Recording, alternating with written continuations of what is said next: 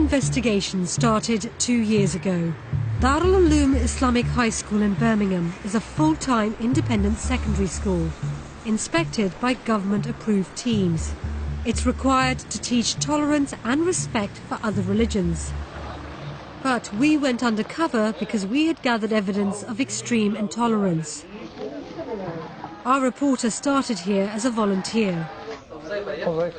He was allowed to sit in on some lessons like maths, but they wouldn't let him into their Islamic classes.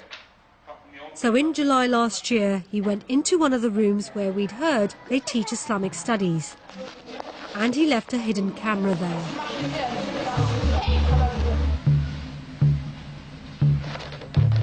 At first, our camera records exams and prayers. Then the pupils are arranged into rows for a school assembly.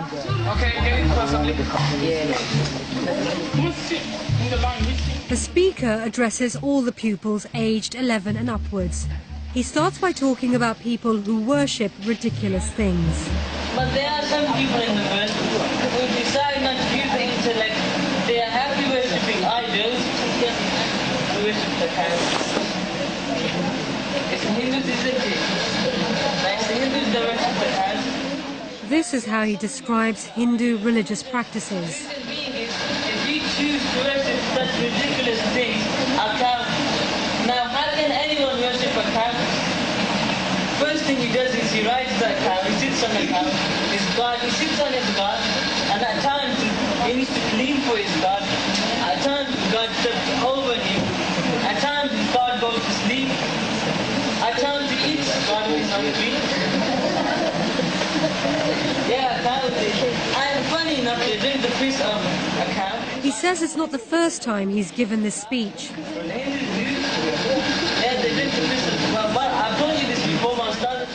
In 2009, government-approved inspectors praised the school for its interfaith teaching, saying, "Pupils learn about the beliefs and practices of other faiths and are taught to show respect to other world religions." It seems the inspectors weren't aware of teaching like this.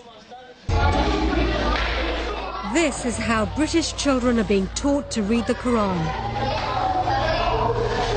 In a Muslim faith school in the north of England.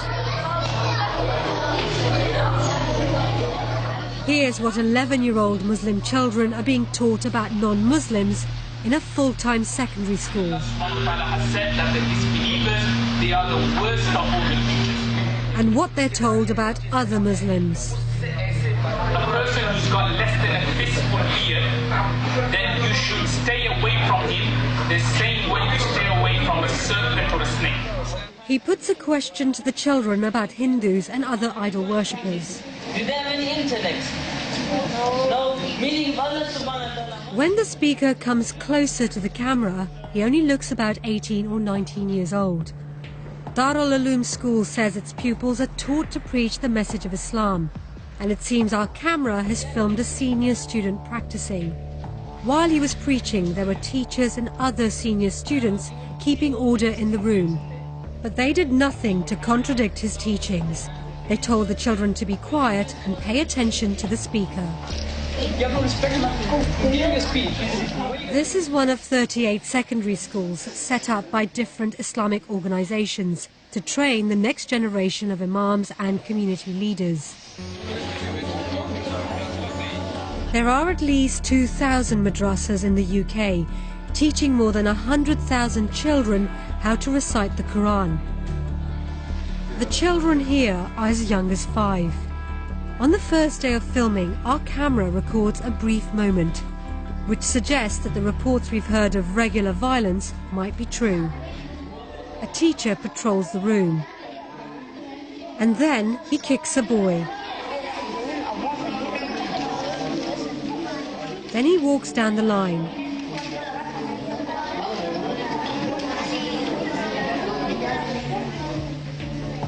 That was all we managed to film in the summer, and both schools broke up for the holidays.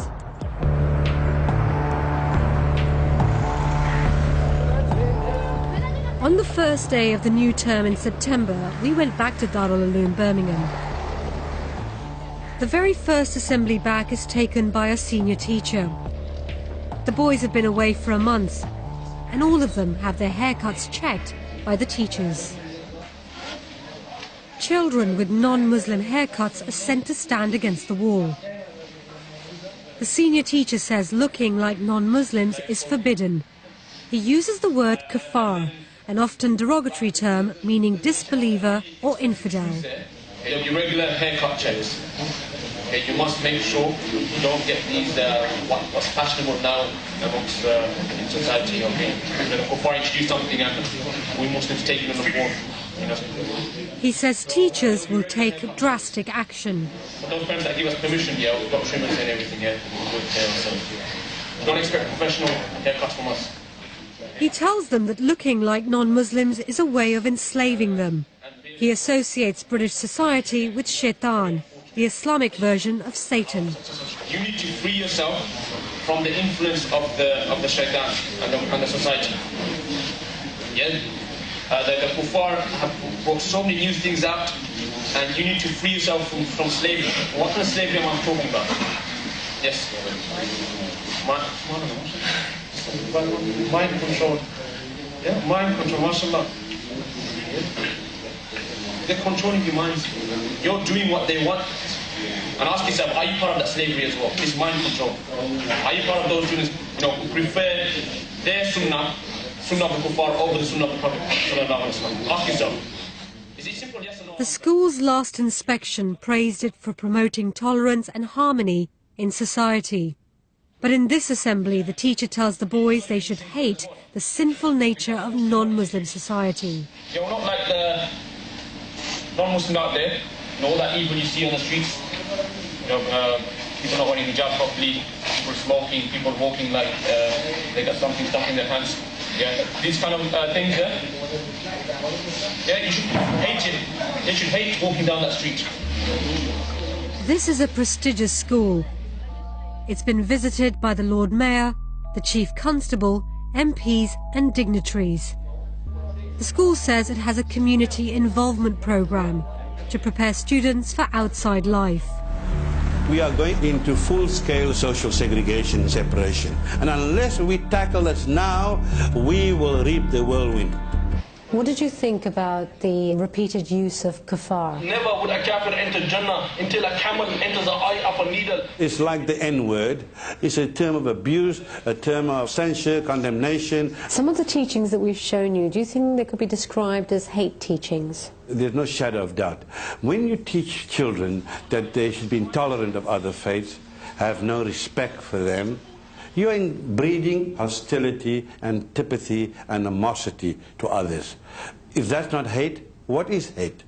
Madrasas can be set up in mosques, community centres or private homes. There's no national body that registers and inspects them. 9 days ago, David Cameron promised to crack down on the roots of extremism. Under the doctrine of state multiculturalism, we've encouraged different cultures to live separate lives apart from each other and apart from the mainstream. But at the same time, his government is encouraging local communities to set up and run their own schools. I think it's really important that we say to head teachers and to everyone who works in schools, we trust you. We want you to have more power and more say over what happens in schools. It's a policy which is likely to result in more faith schools. With the number of faith schools set to grow, these lessons in hate and violence continuing behind closed doors will only serve to deepen the religious and social divide.